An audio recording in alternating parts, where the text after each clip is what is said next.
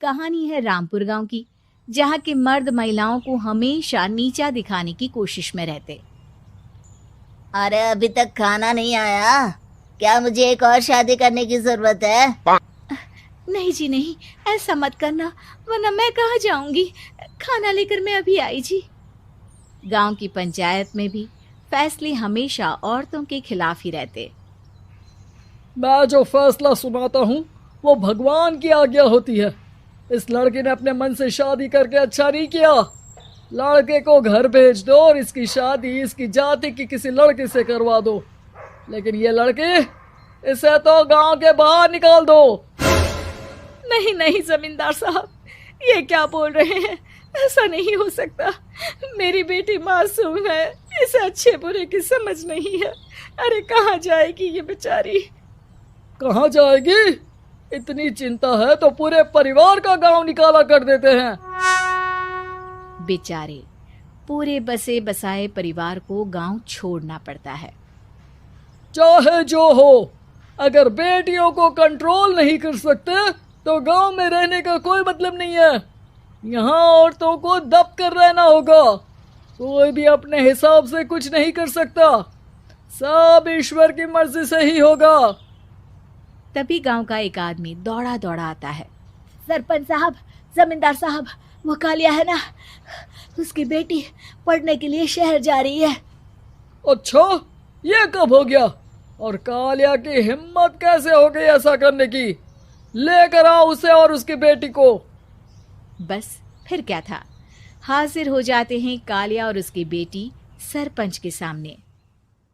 और कालिया, ये क्या सुनने में आ रहा है? बेटी को इंजीनियर बना रहा है तू? और ये बता, गांव में तो स्कूल नहीं है, फिर कहाँ से इतनी क्लास पास कर गई तेरी बेटी? राधा, जो कि कालिया की बेटी है, उसे लगता है कि सरपंच उसकी तारीफ कर रहे हैं। सरपंच जी, मैंने ऑनलाइन पढ़ाई की है, डिस्टेंस लर्निंग से। सभी में मैंने अच्छे नंबर पाए हैं, जिसे देखते हुए शहर की इंजीनियरिंग कॉलेज में मुझे स्कॉलरशिप मिली है। वाह जी वाह, क्या होती है ये? पहले तो ये बताओ, फिर आगे की बात करते हैं। पूरा गांव राधा की बात सुन रहा था और राधा बोलती जा रही थी। तो ऐसे मैं फ्री में एक अच्छी शिक्षा लेकर गांव में जो कुछ परेशानियां हैं, जैसे बिजली, पानी और इंटरनेट जैसी समस्याओं के लिए काम करूंगी। मैं गांव को शहर से जोड़ने के लिए पुल का निर्माण करवाने का प्रस्ताव रखूंगी। मुझे पूरी उम्मीद है कि जल्द ही हमारा गांव भी तरक्की की राह पर चल पड़ेगा। राधा की बात सुनकर सारे गांव वाले ताली बजाने लगते हैं। सरपंच को समझ नहीं आता कि वो क्या करे। चुप रह नादान लड़की, गांव के खिलाफ जाने के लिए तुझे गांव से बेदखल कर दिया जाएगा, वो भी पूरे परिवार के साथ। और हाँ, अगर ठीक से गांव में रहना चाहती है तो ये पढ़ाई लिखाई छोड़ दे। हम तेरे लिए गांव का कोई होनहार लड़का देखेंगे। तभी गांव का एक आदमी बोल पड़ता है। अरे नहीं नहीं सरपंच जी, राधा बिटिया जो बता रही है, अगर वैसा हो जाए तो हम लोगों को पैसा कमाने के लिए बाहर नहीं जाना पड़ेगा। हाँ जी, और ना ही कोसों दूर पानी के लिए भटकना पड़ेगा। हमारे बच्चे भी अच्छी पढ़ाई कर सकेंगे और आगे बढ़ेंगे, ना कि हमारी तरह खेती करते बैठेंगे। क्यों गांव वालों, राधा बिटिया का साथ देना चाहिए ना। सरपंच देखता है कि गांव राधा के साथ है तो वो चुप हो जाता है। वो घर आकर अपने सलाहकार से बात करता है, जो बहुत ही चालाक किस्म का इंसान होता है। अरे सरपंच साहब, आपको बहुत ही होशियारी से काम लेना पड़ेगा। एक बार गांव तरक्की कर गया, यहाँ के बालक पढ़ लिए तो कोई ना पूछेगा आपको। और फिर ये जो बेटा और बेटी है ना आपके, इनको भी आम लोगों की तरह ही जीवन जीना होगा। हाँ, लेकिन करे तो क्या करे? वो ना आप मुझ पर छोड़ दीजिए, बस मैं जैसा बोलूं करते जाइए। अगले रोज सुबह जब गांव वाले सोकर उठते हैं तो राधा के घर के बाहर और साथ ही वो लोग जिन्होंने राधा का सपोर्ट किया था, उनके घर के आगे लाल रंग से कल आऊंगी लिखा होता है। कल आऊंगी, यह क्या होता है? अरे यह तो खून से लिखा है, लगता है कोई भूत प्रेत या चुड़ैल का साया है। चलो सरपंच जी के पास चलते हैं। सभी सरपंच के पास जाकर उसे सारी बात बताते हैं।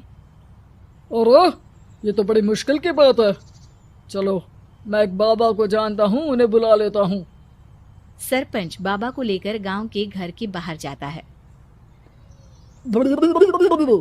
ओहो, तो ये वो चुड़ैल है जो उन लोगों को निशाना बनाते हैं जो गांव को बदलने का सपना देखते हैं। वो गांव को ऐसे ही संपन्न देखना चाहती है। वो नहीं चाहती कि कोई बाहरी यहाँ का कायाकल्प करे। क्या तुम लोगों में से किसी ने गांव को बदलने की सोच रखी है?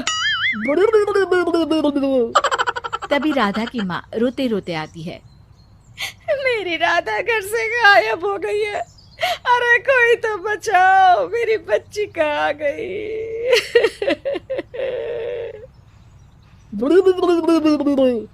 ले गई वो चुड़ैल, तेरी बच्ची को ले गई। अब वो उसे श्रापित करके छोड़ेगी, उस पर चुड़ैल का साया हो जाएगा।